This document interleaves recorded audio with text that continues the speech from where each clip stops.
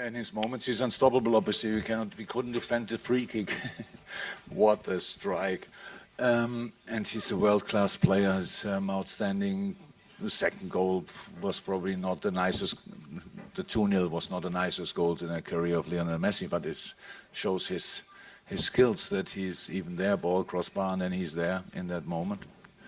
But apart from that, I was happy how we defended the whole Barca team and Lionel involved.